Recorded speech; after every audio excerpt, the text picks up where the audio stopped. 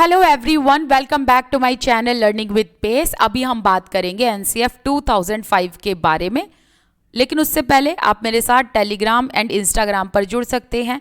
Instagram and Telegram की जो user name and ID है वो मैंने यहाँ लिखी हुई है। चलिए अब अपना टॉपिक शुरू करते हैं। एनसीएफ 2005, एनसीएफ की फुल फॉर्म क्या है? National curriculum framework.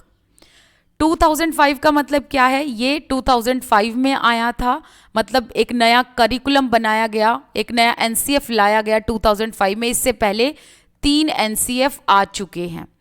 अब ये जो वीडियो है ना, काफ़ी लंबी वीडियो है, काफ़ी लॉन्ग वीडियो, इसको थोड़ा पेशेंस के साथ देखना, थोड़ा धैर्य के साथ देखना, बिकॉज अगर आपने एनसीएफ 2005 को डिटेल में पढ़ लिया तो आपकी पेडागोजी क्लियर हो जाएगी और आपको पता है कि यहाँ से काफ़ी सारे क्वेश्चन भी आते हैं। तो अपना टॉपिक शुरू करते हैं। The national curriculum framework is one of 4 national curriculum frameworks published in 1975, 1988, 2000 and 2005 by the NCERT. NCERT की फुल फॉर्म क्या है? National council of educational research and training.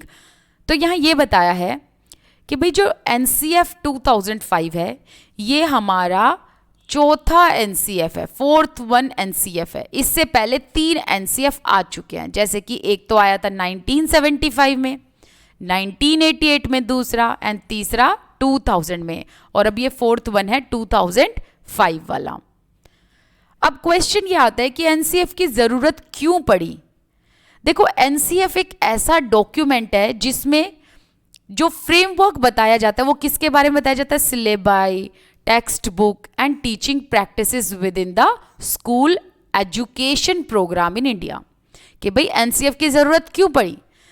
तो एक तो इसलिए कि सिलेबस कैसा हो, करिकुलम कैसा हो, क्या करिकुलम बच्चों को पढ़ाया जाए, मतलब व्हाट टू टीच, बच्चों को क्या पढ़ाया जाए स्कूल में।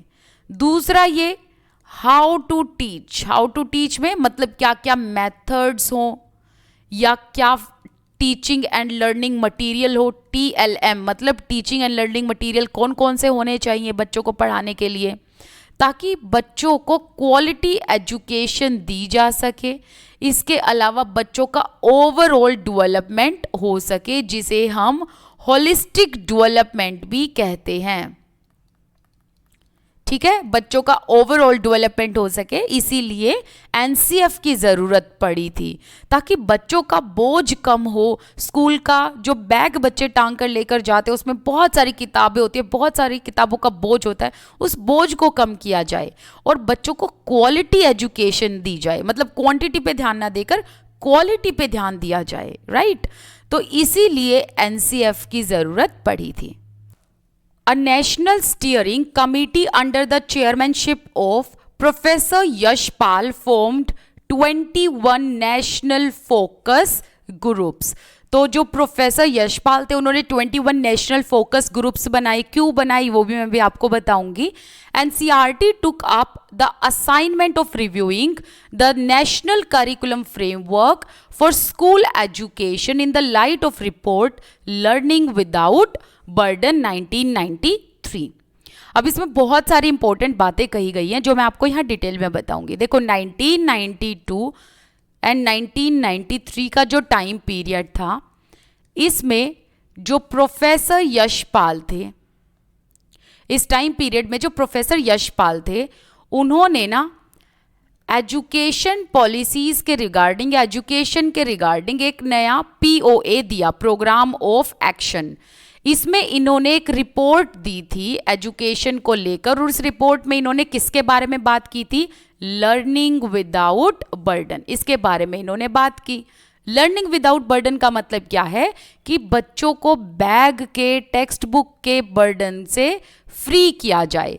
अगर बच्चों को हम लर्निंग विदाउट बर्डन देंगे, मतलब एक ऐसी लर्निंग करवाएंगे जिसमें बच्चों को ना स्ट्रेस है ना बर्डन है पढ़ाई का, तो उससे उनका होलिस्टिक डेवलपमेंट होगा। ठीक है, अब इन्होंने जब ये बात कही तो that time NCERT took up the assignment reviewing the NCF.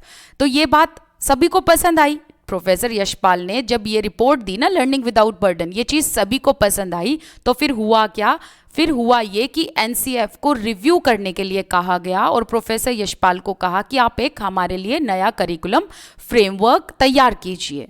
Okay, तो उस टाइम पर प्रोफेसर यशपाल ने 21 नेशनल फोकस ग्रुप को सेटअप किया। अब 21 नेशनल फोकस ग्रुप का मतलब क्या है? 21 सेंट्रल पॉइंट पर इन्होंने बात की, जिसमें कि इन्होंने लैंग्वेज को भी शामिल किया, मैथ्स को, साइंस को, अलग अलग इस तरीके से जो है 21 सेंटर या प्रमुख केंद्र बिंदु पर इन्होंने ध्यान दिया, जैसे कि बच्चों के हेल्थ एंड फिजिकल एजुकेशन पर, लैंग्वेज पर, साइंस पर, मैथ्स पर, आर्ट्स पर, सोशल साइंस पर, इस तरीके से बहुत सारे अलग अलग 21 सेंटर पॉइंट थे। लेकिन ये इन्होंने अकेले नहीं किया था, बल्कि इनके साथ इनकी कमेटी में मेंबर भी थे। अब आपको यहाँ बहुत इंपॉर्टेंट चीज़ ध्यान रखनी है। देखो जी, अगर ये क्वेश्चन आ जाए कि एनसीएफ में टोटल कितने मेंबर थे, तो वो थे 38। अब 38 कैसे थे? जो ये स्टीयरिंग कमेटी थी, मतलब जो ये संचालन समिति थी, इसमें थे 35 मेंबर एंड 38 में से 35 गए, 3 रह गए, तो जो 3 बचे हुए मेंबर थे वो थे एनसीईआरटी के। ये आपने ध्यान रखना है। देखो, जब प्रोफेसर यशपाल ने पीओए में जो एजुकेशनल रिपोर्ट दी थी कि बच्चों की जो एजुकेशन है वो लर्निंग विदाउट बर्डन होनी चाहिए, तो उसी टाइम पर ये कहा गया यशपाल जी को कि आप एक नया करिकुलम तैयार कीजिए। इसलिए एनसीएफ को रिवाइव किया गया, रिव्यू किया गया। जब रिव्यू किया गया तो इसमें क्या इन्होंने पाया कि इनको ना अलग अलग सेंटर पॉइंट पर फोकस करना है, तो इन्होंने 21 नेशनल फोकस ग्रुप सेटअप किए। राइट, अब ये जो 21 नेशनल फोकस ग्रुप है, ये यशपाल जी ने अकेले नहीं किए, इनके साथ मेंबर्स भी थे। तो इनके साथ जो स्टीयरिंग कमेटी में मेंबर थे वो थे 35, अलग से जो 3 मेंबर थे वो एनसीईआरटी के थे। तो इसीलिए कुल मिलाकर एनसीएफ के कितने मेंबर हैं? 38 मेंबर हैं। लेकिन अगर क्वेश्चन ऐसा आ गया जिसमें कि आपके पास ऑप्शन है 35, 36, 37, 39, तो आप 35 पे निशान लगा कर आ जाएंगे। लेकिन अगर क्वेश्चन के आंसर में 38 है तो आप 38 पर लगा कर आएंगे। लेकिन क्वेश्चन की स्टेटमेंट को आप ध्यान से रखना, मतलब ध्यान से सुनना। देखो, अगर क्वेश्चन की स्टेटमेंट में ये है कि यशपाल की जो स्टीयरिंग कमेटी थी उसमें कितने मेंबर थे? 35। और अगर ये पूछा जाए एनसीएफ में एनसीईआरटी के कितने मेंबर थे? 3 मेंबर थे। और अगर ये आ जाए कि टोटल कितने मेंबर थे, तो 38 मेंबर थे। आई होप अभी ये क्लैरिटी आपको होगी। ठीक है, अब देखो, यहाँ हमने जो है 21 नेशनल फोकस ग्रुप के बारे में भी बात कर ली।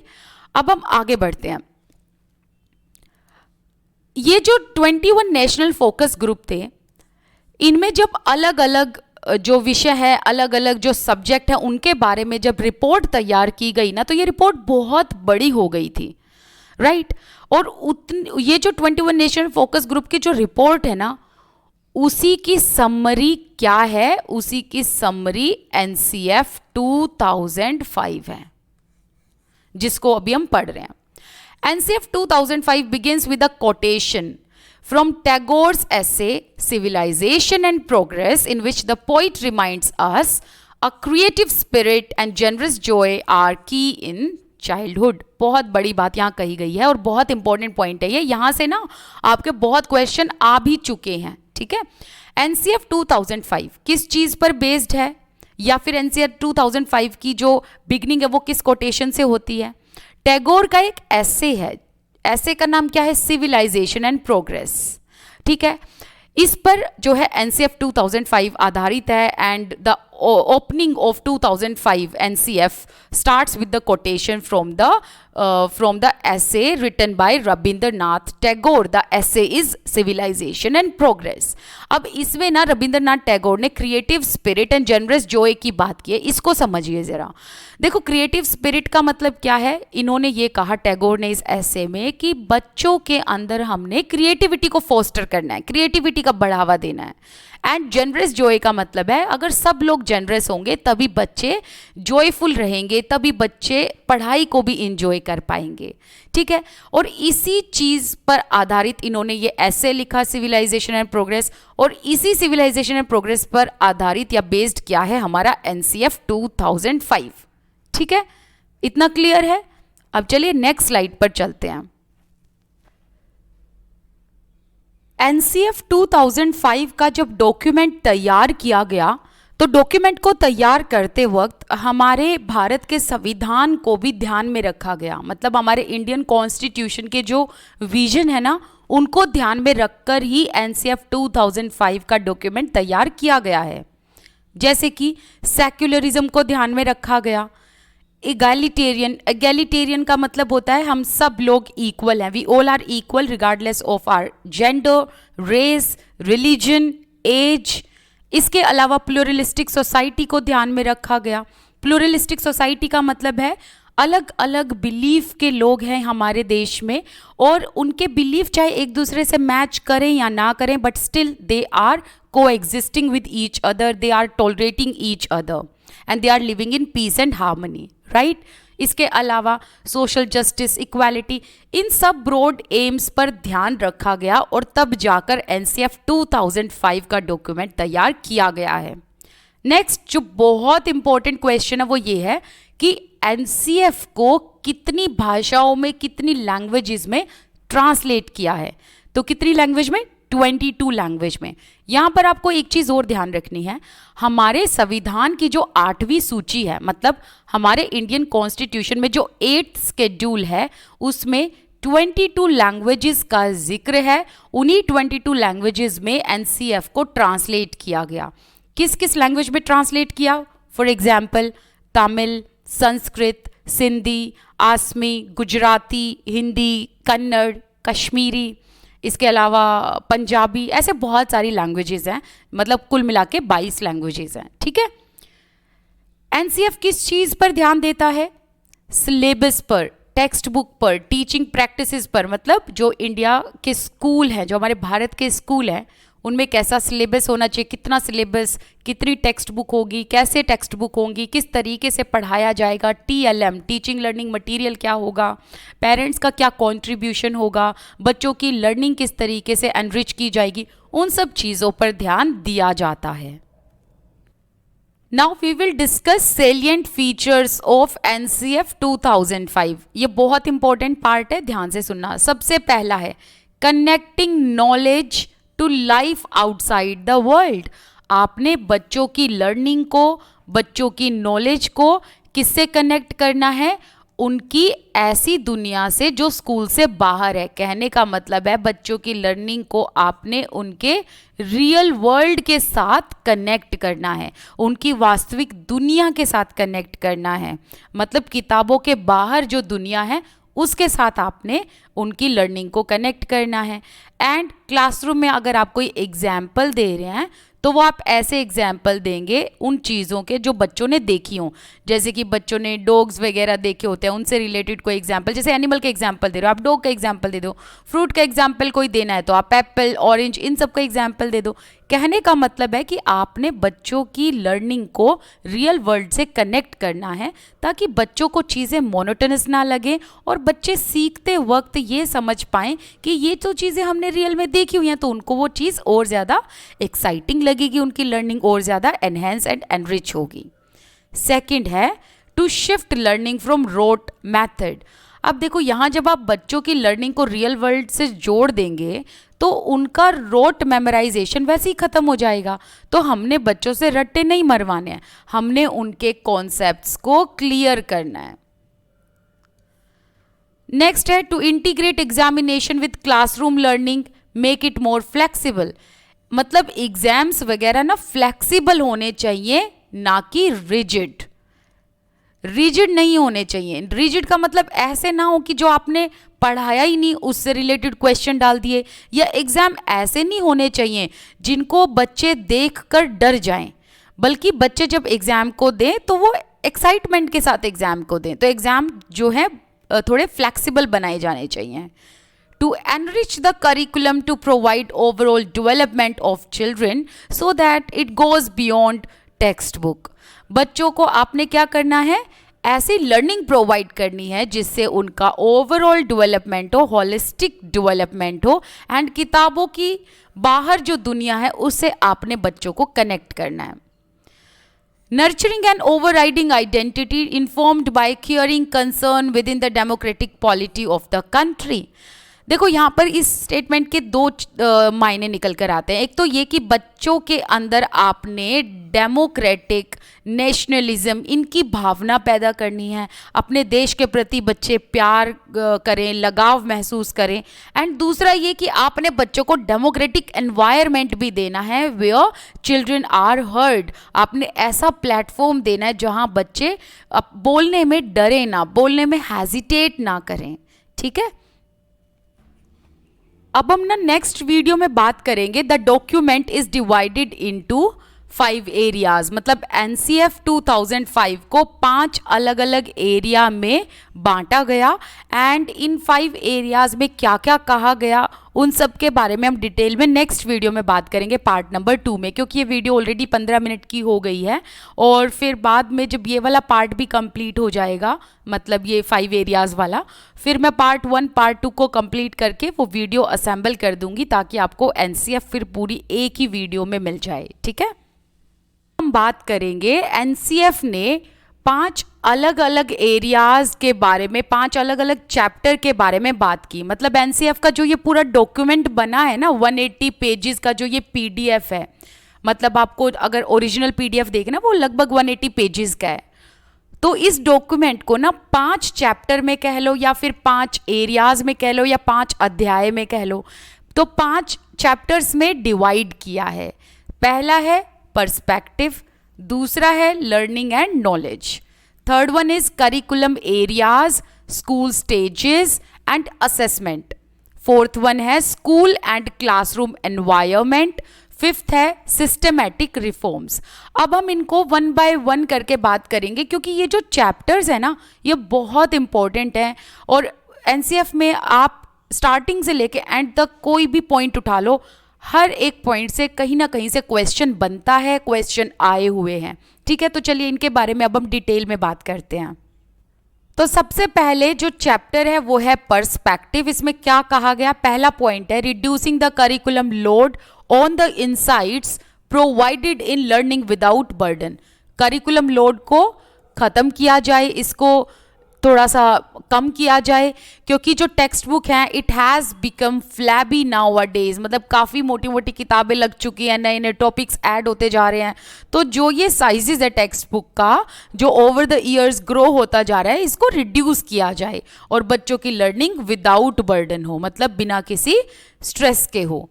नेक्स्ट पॉइंट इसमें क्या कहा गया, it discusses curricular reform efforts since independence, drawing from Gandhiji's vision of education as a means of raising the nation's conscience towards injustice, violence and inequality entrenched in social order. Entrenched का मतलब होता है ingrained, right? And conscious का मतलब ये होता है कि जब आपको खुद के अच्छे या बुरे का पता हो. तो देखो इस लाइन में ये कहा गया है कि जो ये फर्स्ट चैप्टर है पर्सपेक्टिव, इसमें इस बात को डाला गया कि हमने बच्चों के अंदर क्या डेवलप करना है, उनके अंदर ना हमने नेशंस कॉन्शियस डेवलप करना है. मतलब उनको पता हो अच्छे बुरे का. उनके अंदर हमने गांधी जी के विजन को इंस्टिल करना है, गांधी जी के जो विचारधाराएं हैं उनको डेवलप कराना है बच्चों में, जैसे कि नॉन वायलेंस वगैरह को बच्चे फॉलो करें, बच्चों के अंदर कॉन्शियस की भावना पैदा हो, उनको पता हो कि अच्छा और बुरा क्या होता है, उनको जो है थोड़ा सा सेंसिटिव बनाया जाए नेशन के टूवर्ड्स, इनजस्टिस के टूवर्ड कि भाई इनजस्टिस नहीं होना चाहिए किसी के साथ, वायलेंस नहीं होना चाहिए, इनइक्वालिटी नहीं होनी चाहिए. जो भी हमारी सोसाइटी में जो सोशल इविल्स फैले हुए हैं उनके तरफ बच्चों का हमने कॉन्शियस बढ़ाना है, मतलब उनका आउटलुक इंक्रीज करना है कि बच्चों को ये समझ आए कि इनजस्टिस, वायलेंस, इनइक्वालिटी ये गलत चीज़ें हैं. ठीक है. फिर थर्ड पॉइंट क्या है, it proposes 4 guiding principles for curriculum development, namely, मतलब इसमें जो है अब क्या क्या बात कही गई, इसमें 4 guiding principles for curriculum development, मतलब करिकुलम को डेवलप करने के लिए 4 अलग अलग गाइडिंग प्रिंसिपल्स के बारे में बात की गई। पहला क्या है, connecting knowledge to the life outside the school. ये बात हमने पढ़ भी लिया पहले ही अभी कि भाई बच्चों की नॉलेज को आपने स्कूल से बाहर कनेक्ट करना है, उनको रियल दुनिया से रूबरू करा के एग्जाम्पल्स देने हैं। नेक्स्ट है ensuring that learning shifts away from rote methods. हमने ये इंश्योर करना है कि रट्टाफिकेशन क्लासरूम में ना हो, कहीं भी ना हो, बच्चों ने रट्टे नहीं मारने हैं, कॉन्सेप्ट्स एकदम डीप तरीके से क्लियर होने चाहिए। नेक्स्ट है enriching the curriculum so that it goes beyond textbook, मतलब किताबों की दुनिया में ही बच्चों को नहीं रखना, उससे बाहर हमने लेकर आना है। एंड जिसे हम ये भी कह सकते हैं कि लर्निंग बाय डूइंग होना चाहिए। तो ऐसा नहीं होना चाहिए कि बच्चे अपनी लर्निंग के लिए बस टेक्स्ट बुक पर ही डिपेंडेंट है, नहीं, ऐसा नहीं करना है। नेक्स्ट है making examinations more flexible, exams ऐसे हो जिसको देखकर बच्चे डरे ना। Education should aim to build a commitment to democratic values of equality, justice, freedom, concern for others wellbeing, secularism, respect for human dignity and rights. तो बच्चों को जब हम एजुकेशन देते हैं उसका एक मेन एम ये होना चाहिए कि हमने बच्चों के अंदर डेमोक्रेटिक वैल्यूज को डेवलप करना है। डेमोक्रेटिक वैल्यूज जैसे कि equality, justice, freedom, concern for others wellbeing, मतलब हमने उनको एम्पैथाइज करना है ना, कि वो दूसरों को भी समझे। सेक्युलरिज्म की भावना हमने बच्चों के अंदर पैदा करनी है, डिग्निटी के बारे में बताना है, ह्यूमन राइट्स के बारे में बताना है, सेल्फ रिस्पेक्ट के बारे में हमने उनको बताना है, ठीक है। तो एजुकेशन में हमने ये सब चीज़ें इंक्लूड करनी है कि जब भी आप बच्चों को पढ़ाएं तो उसका मेन फोकस ये भी होना चाहिए कि हम बच्चों में डेमोक्रेटिक वैल्यूज़ को डेवलप कर रहे हैं। It should also aim at fostering independence of thought and action, sensitivity to others' well-beings, feelings, learning to unlearn and learn. तो हमने और क्या क्या फोस्टर करना है बच्चों में, क्या क्या चीज़ें इंस्टिल करनी है। Independence of thought and action, कि हर एक इंडिविजुअल का अपना पर्सनल थॉट है, आपके साथ वो थॉट मैच करे या ना करे, but you should respect each other and each other's opinion, right. इसके अलावा learning to learn and unlearn का मतलब जो सीखा है उसमें नए नए चीज़ें हमने ऐड करनी है, ओके। नेक्स्ट है ensuring quality education for all, सभी के लिए जो है एजुकेशन का जो राइट है वो फंडामेंटल राइट है, तो ये इंश्योर करना है कि सबको क्वालिटी एजुकेशन मिल रही है। क्वांटिटी से ज़्यादा ध्यान देना हमने क्वालिटी पे, कि बेस्ट एजुकेशन मिले। नेक्स्ट है building a citizenry committed to democratic practices, value, sensitivity towards other people, gender, justice, and problem faced by the scheduled caste, scheduled tribes, needs of the disabled, capacities to participate in economic and political process. हमने यहाँ देखो बच्चों को ये भी बताना है कि मार्जिनलाइज वगैरह जो लोगों ने करके रखा है ना, जैसे scheduled caste and tribes को मतलब इनको लोग मेन स्ट्रीम में लाने नहीं लाते हैं, एक्चुअली में इनको अपने मेन स्ट्रीम में आने के लिए बहुत लड़ाई करनी पड़ती है। इसके लिए हमने बच्चों को अंदर यूज डेमोक्रेटिक प्रैक्टिसेस ये डेवलप करनी है। डेमोक्रेटिक प्रैक्टिसेस का मतलब है सब लोग इक्वल हैं भाई, सब लोग एक प्लेटफॉर्म पर हैं, तो उनके अंदर हमने ये चीज़ भी जागरूक करनी है कि scheduled cast and scheduled tribes जो है कितनी प्रॉब्लम फेस करते हैं मेन स्ट्रीम में आने के लिए। अब अगर हम बच्चों में ये सब चीज़ें डेवलप करेंगे, and these childrens are the future policy maker of the nation, right, and they are the future of the nation, तो इसीलिए हमने पहले से उनके अंदर ये चीज़ें डेवलप करनी है ताकि वो सेंसिटिव बने हर चीज़ के रिगार्डिंग, चाहे वो जेंडर इशू हो या फिर वो कोई कास्ट हो या कोई ट्राइब हो या डिसेबल्ड पर्सन हो, इन सब के लिए हमने जो है बच्चों को सेंसिटिव बनाना है, राइट। तो ये था फर्स्ट चैप्टर की बात। चलिए अब सेकंड चैप्टर के बारे में बात करते हैं। एनसीएफ 2005 में जो सेकंड चैप्टर है वो है लर्निंग एंड नॉलेज, जिसमें बात की गई कि लर्नर अपनी लर्निंग को कैसे एनरिच करेगा एंड नॉलेज को कैसे कंस्ट्रक्ट करेगा, मतलब ज्ञान का निर्माण कैसे किया जाएगा। सो इसमें फर्स्ट पॉइंट है reorientation in our perception of learners and learning. Reorientation का मतलब है कनेक्ट या लिंक।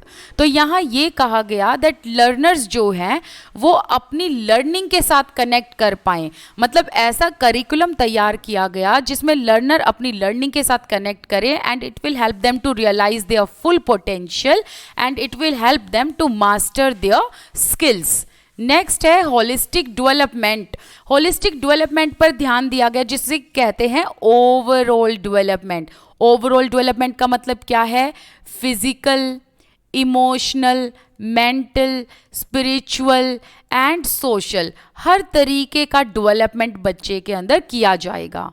नेक्स्ट है this chapter emphasises the gender, caste, class, color, religion, minority status, disability should not constrain participation in their experiences provided in the school। School में अगर कोई function हो रहा है या स्कूल में कोई भी अपॉर्चुनिटी मिल रही है, किसी भी बच्चे को एक्सक्लूड नहीं किया जाएगा, किसी भी बच्चे को एलिमिनेट नहीं किया जाएगा gender, caste, colour, religion, disability के आधार पर। हर एक बच्चे को मौका देना है हमने, ठीक है, regardless of their gender, regardless of their caste, class, religion या देयर स्टेटस या फिर डिसेबिलिटी, सबको हमने मौका देना है। इन चीज़ों के आधार पर किसी बच्चे को रोका नहीं जाएगा आगे बढ़ने से। नेक्स्ट पॉइंट है this chapter highlights the value of interaction.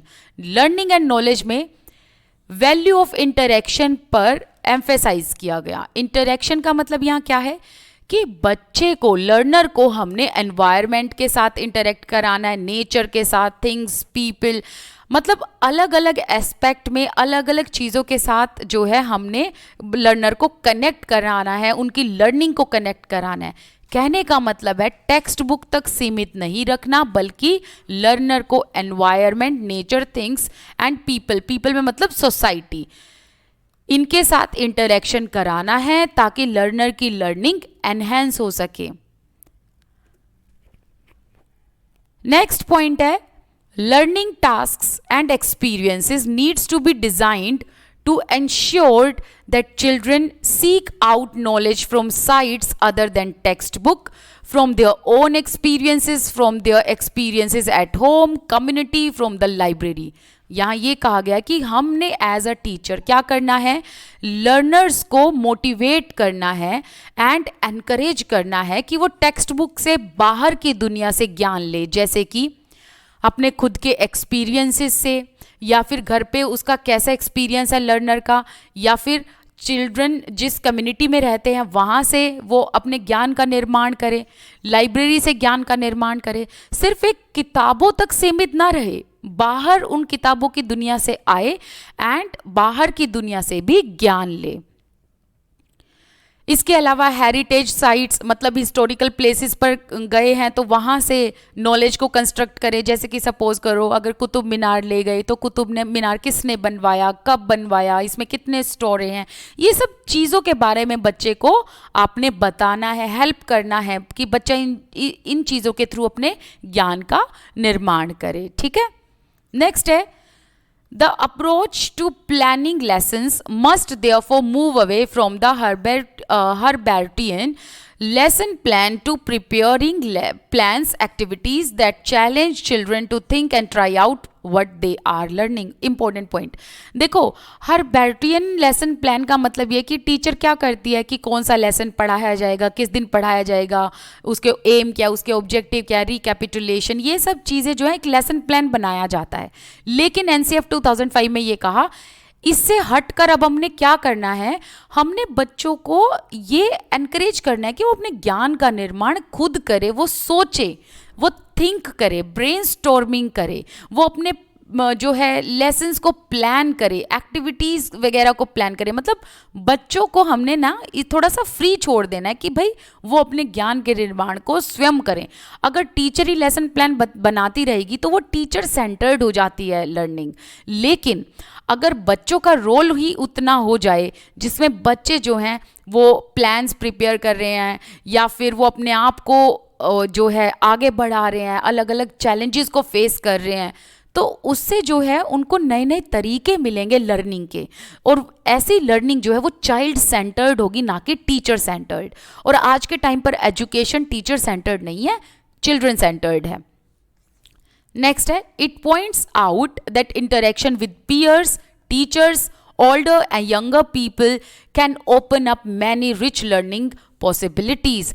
हमने चिल्ड्रन को, लर्नर्स को ये भी एनकरेज करना है कि वो अपने पीयर ग्रुप के साथ इंटरेक्ट करे, टीचर्स के साथ इंटरेक्ट करे, ओल्डर एंड यंगर पीपल के साथ इंटरेक्ट करे, हर एक लोगों के साथ इंटरेक्ट करके उनसे कुछ न कुछ सीखे, ठीक है। और नेशनल करिकुलम फ्रेमवर्क में ये कहा गया कि वो करिकुलम ही इस तरीके का बनाएंगे जिसमें बच्चे जो हैं वो जब इंटरेक्शन करेंगे अपने दोस्तों के साथ, अपने पीयर ग्रुप के साथ, टीचर्स के साथ, उनसे वो कुछ न कुछ ज्ञान का निर्माण जरूर कर पाएंगे उनकी हेल्प से, ठीक है।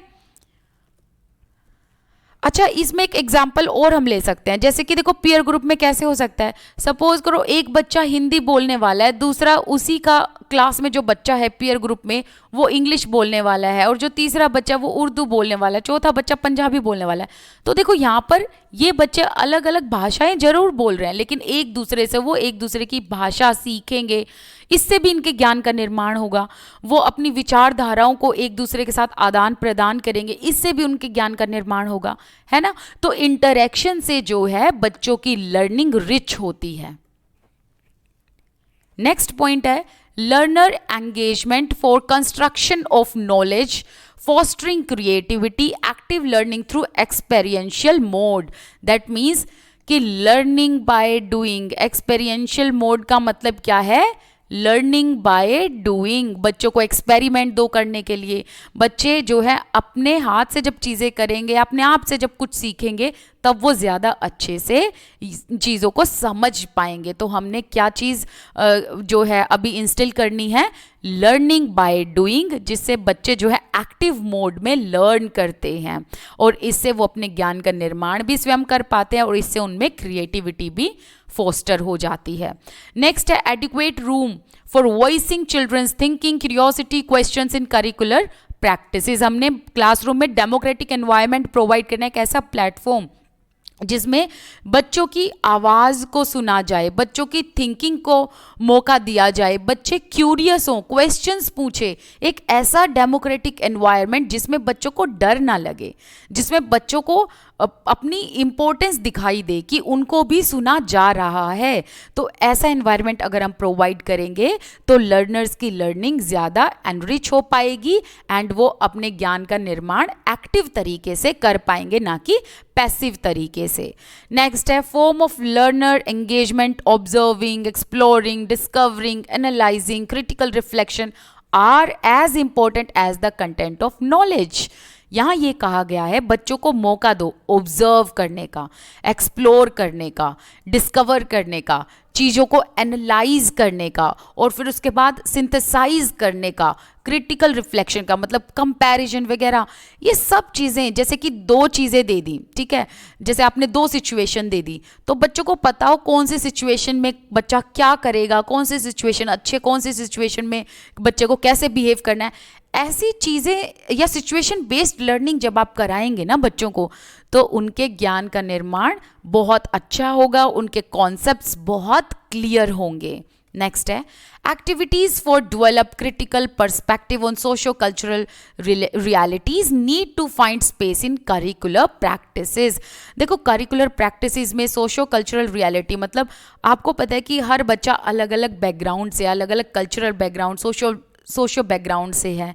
तो हमने क्या करना है, जैसे एक एग्जाम्पल ले लेते हैं, कोई फंक्शन हो रहा है, जैसे 15 अगस्त पे कोई फंक्शन हो रहा है, रक्षाबंधन पे कोई फंक्शन हो रहा है, दिवाली पे कोई फंक्शन हो रहा है, ईद पे कोई फंक्शन हो रहा है। तो बच्चों को ना इन सभी कल्चरल प्रोग्राम की नॉलेज होनी चाहिए। ये नहीं है कि बस इनको मनोरंजन के हिसाब से करवा दिया, ठीक है, नाच गाना खेल कूद हो गया, नहीं।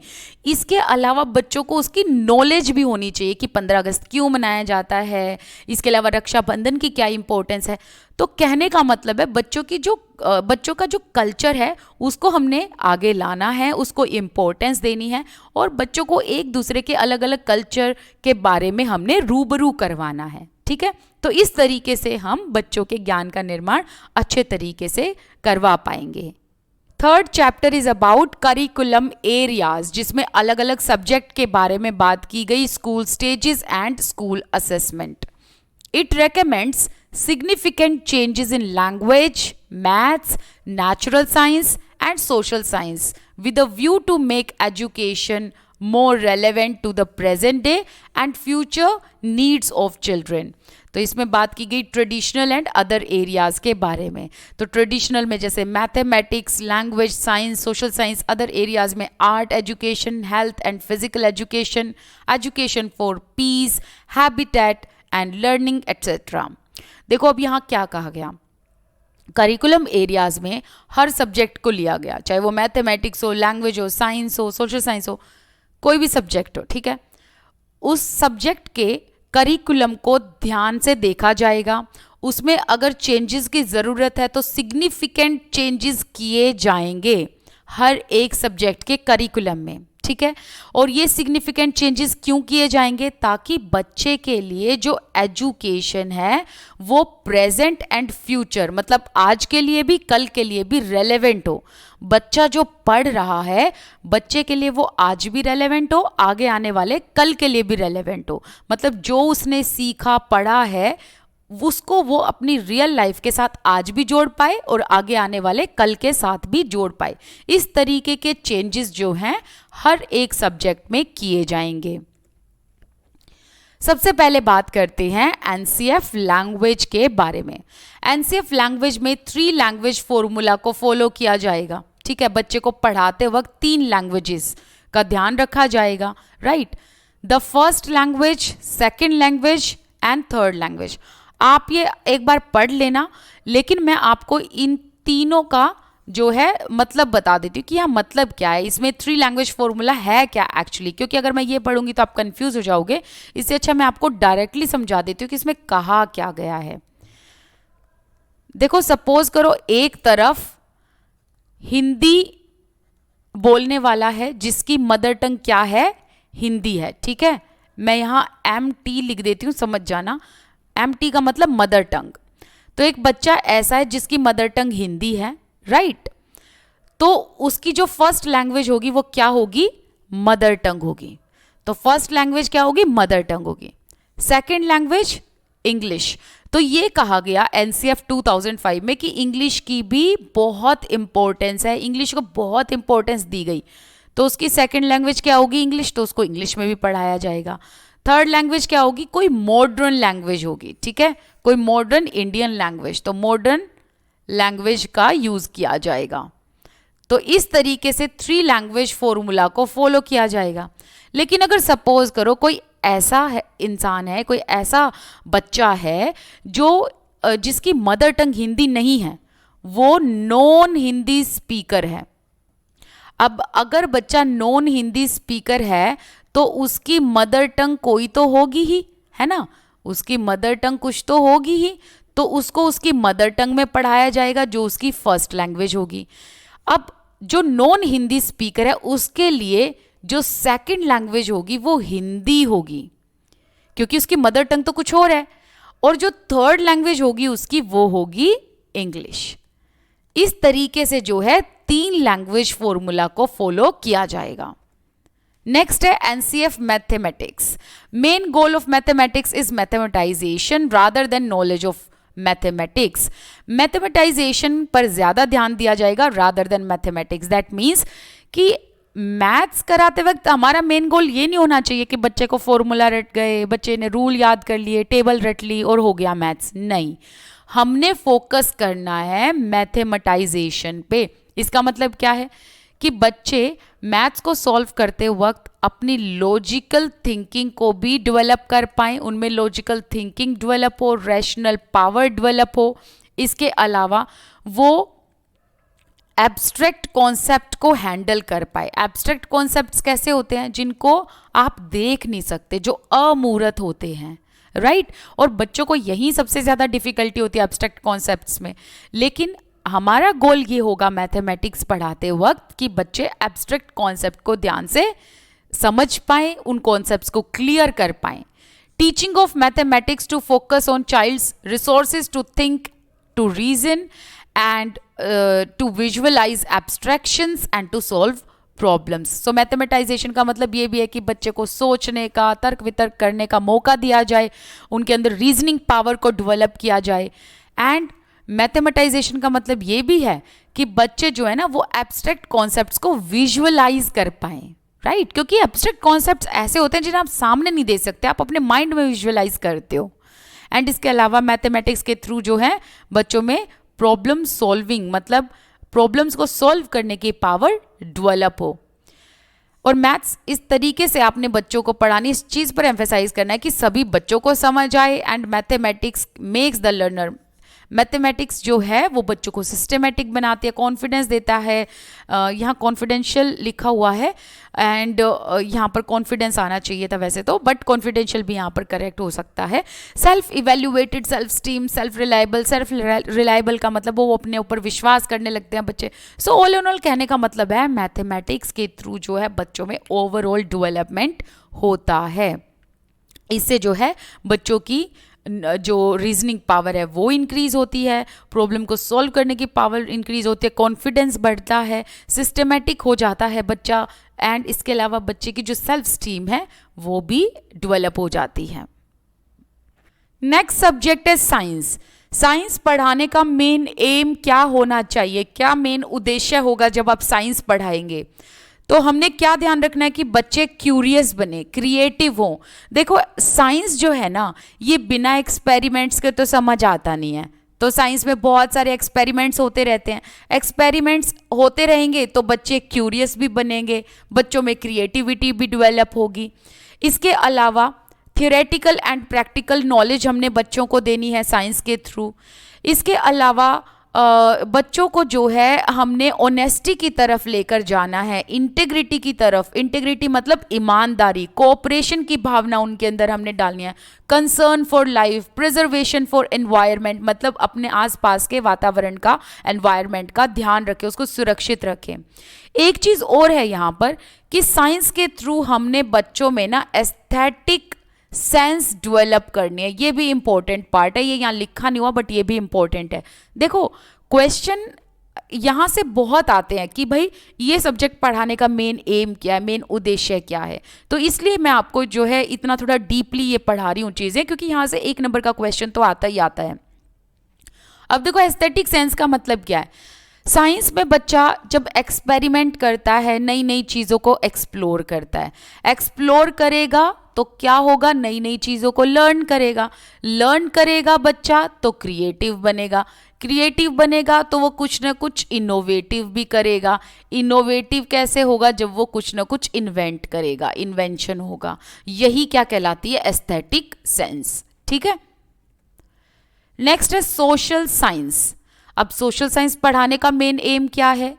To encourage them to explore higher levels of knowledge in different disciplines. मतलब अलग अलग डिसिप्लिन में, अलग अलग एरिया में बच्चे जो हैं हाई लेवल ऑफ नॉलेज को एक्सप्लोर करें. इंटरडिसिप्लिनरी अप्रोच के साथ आपने सोशल साइंस पढ़ानी है. इंटरडिसिप्लिनरी अप्रोच का मतलब ये है, देखो हर सब्जेक्ट एक दूसरे से जुड़ा है. Hindi, science, maths, social science, everything, every subject is related with each other. तो इसको हम कहते हैं इंटरडिसिप्लिनरी अप्रोच. तो जब आप सोशल साइंस पढ़ाएंगे तो आपने इंटरडिसिप्लिनरी अप्रोच को लेकर जो है साथ चलना है, ताकि बच्चों में जेंडर, जस्टिस, ह्यूमन राइट, ये सब चीज़ों को आप जो है प्रमोट कर पाएँ, सेंसिटिव बना पाएँ बच्चों को इन चीज़ों के लिए. And freedom from fear and prejudice. क्योंकि हम नहीं चाहते कि हम जो हमारे स्कूल के बच्चे या आसपास के बच्चे हैं वो प्रेजुडिस बने, मतलब वो किसी को जज करे बिना किसी को जाने. तो उससे हमने दूर लेके जाना है बच्चों को. ठीक है. नेक्स्ट है कंसेप्चुअल अंडरस्टैंडिंग होनी चाहिए, ना कि मेमोराइजेशन. मतलब रटाफिकेशन नहीं बल्कि कंसेप्ट्स की डीप नॉलेज होनी चाहिए. Draws attention on 4 other areas. NCF में 4 ऐसे एरियाज पर भी फोकस किया गया जो बहुत इंपॉर्टेंट है. एक तो है आर्ट एजुकेशन, दूसरा है health and physical education, third one is education for piece, fourth one is work education. Art education का मतलब ये है कि भाई हमने बच्चों को आर्ट एजुकेशन प्रोवाइड करनी है, जिसमें music, dance, visual arts, theatre ये सब हो, ताकि बच्चे अपने आप को एक्सप्रेस कर पाएं। नेक्स्ट है हेल्थ एंड फिजिकल एजुकेशन। हमने हेल्थ की एजुकेशन, फिजिकल एजुकेशन ये भी देनी है, ताकि बच्चों का न्यूट्रिशन लेवल प्रॉपर रहे, फिजिकल एक्टिविटीज़ बच्चे करें, उनका माइंड बॉडी सब एकदम फिट हो। इसके अलावा मिड डे मील स्कीम को हमने इंट्रोड्यूस करना ही, हालांकि मिड डे मील स्कीम तो होता ही है, बट ये बहुत ही मैंडेटरी पार्ट है when it comes to health and physical education, क्योंकि अगर मिड डे मील मिलेगा तभी बच्चों का न्यूट्रिशन प्रॉपर मात्रा में रहेगा। एजुकेशन फॉर पीस, हमने बच्चों के अंदर पीस इंस्टिल करना है, हमें पीस एजुकेशन प्रोवाइड करनी है, ताकि बच्चे कभी वॉयलेंट ना बने, इंटॉलरेंट ना बने, राइट। एंड ये एक इसलिए भी ज़रूरी है ना, देखो जैसे हम अलग अलग बिलीफ के लोग हैं, अलग अलग धर्म के लोग एक साथ रहते हैं, एक साथ पढ़ते हैं, राइट, एक साथ सोसाइटी में रहते हैं, तो हमने एक दूसरे धर्म के प्रति सम्मान रखना है। तो ये चीज़ भी हमने बच्चों को सिखानी है कि दूसरे धर्म को भी टॉलरेट करें, दूसरे की बिलीफ को भी टॉलरेट करें, अपनाएं उन लोगों को, ना कि वॉयलेंट हो जाएं, ठीक है। नेक्स्ट है वर्क एजुकेशन, जिसमें हमने वोकेशनल एजुकेशन के साथ ट्रेनिंग प्रोग्राम भी प्रोवाइड करना है। अगर हम फोर्थ चैप्टर की बात करें तो ये है स्कूल एंड क्लासरूम एनवायरनमेंट के बारे में, जिसमें ये कहा कि इंफ्रास्ट्रक्चर एंड मटेरियल फैसिलिटीज़ ये होना चाहिए। क्लासरूम के अंदर इंफ्रास्ट्रक्चर सही होगा, मतलब डेस्क वगैरह, बोर्ड वगैरह प्रॉपरली लगा होगा, तो बच्चों की लर्निंग भी अच्छी होगी। मटेरियल फैसिलिटीज़ जैसे कि टीचिंग एंड लर्निंग मटेरियल वहाँ पर क्लास में होने चाहिए। नेक्स्ट है participation of community in sharing knowledge, मतलब कम्युनिटी एंड स्कूल दोनों के बीच में म्यूचुअल अंडरस्टैंडिंग होनी चाहिए, ताकि बच्चों को बेटर एजुकेशन दी जा सके। Next one is multimedia and ICT as source for two way interaction rather than one way reception. देखो आईसीटी या मल्टीमीडिया आपको पता है कि आज के टाइम पर कितने ज़रूरी हैं, तो इनको हमने एजुकेशन के साथ लिंक करना है, राइट। अब आईसीटी का जब बच्चे यूज़ करते हैं तो आपको पता है कि आजकल एनिमेशन, म्यूज़िक वीडियो और कुछ मतलब बहुत सारी ऐसी चीज़ें हैं ना कंप्यूटर पे, जो कि यूज़र के एक्शन को रिस्पोंड करती है। मतलब अगर आप कुछ इनपुट डालेंगे तो आपको कंप्यूटर या मल्टीमीडिया से आउटपुट मिलेगा। तो हमने इस तरीके से मल्टीमीडिया एंड आईसीटी को क्लासरूम के अंदर लिंक करना है एजुकेशनल तरीके से, जिसमें टू वे इंटरेक्शन हो। अगर बच्चे कुछ इनपुट डालते हैं तो उसमें उनको कुछ आउटपुट मिले, ठीक है। Next one is address the need for plurality of material and teacher autonomy, professional independence to use such material. Teacher के पास ना ऑटोनॉमी होनी चाहिए, ऑटोनॉमी इंडिपेंडेंस, मतलब अगर टीचर किसी भी लेसन को अपने तरीके से डिज़ाइन करना चाहे, अलग अलग मटेरियल से बच्चों को पढ़ाना चाहे, तो टीचर के पास ये फ्रीडम होनी चाहिए। नेक्स्ट है डेली बेसिस पर जो भी टाइमिंग्स हैं या जो टाइम टेबल है वो फ्लेक्सिबल होना चाहिए। तो डेली स्केड्यूल फ्लेक्सिबल होना चाहिए, ना कि रिजिड होना चाहिए।